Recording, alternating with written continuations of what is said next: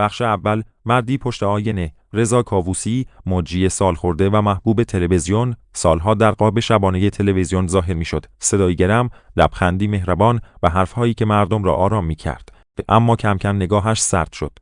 در اتاق گریم به اطراف زل میزد و زیر لب میگفت یکی هست که فقط من میبینمش غیر پشت آینه هاست. همه فکر میکردند شوخی یا خستگی است، ولی شبها او خوابهایی میدید. مردی بلند قد بدون چهره در سکوتی مطلق کنارش مینشست و میگفت وقتش دعوتم کنی. با قول دادی. رضا اصرار داشت آخرین برنامه اش زنده پخش شود. وقتی وارد صحنه شد، رنگ به چهره نداشت. کت مشکینویی پوشیده بود که انگار مال خودش نبود. گفت امشب آخرین شب من غیر امشب شما هم میبینیدش. در طول برنامه تصویر چند بار تار و قطع شد. مهمانها نیامدند و گاهی پشت سر رضا سایه هایی دیده میشدند، تار، ناپایدار، بی صدا. در پایان رضا به دوربین نزدیک شد، لبخند زد و آرام گفت دوربین همیشه دو طرف است، غیره حالا اون میخواد شما رو ببینه. تصویر ناگهان سیاه شد.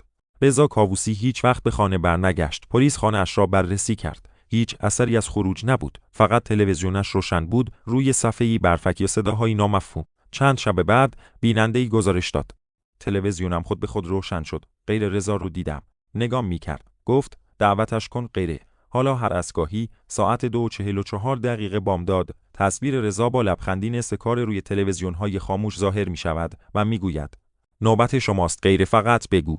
دعوتت می‌کنم.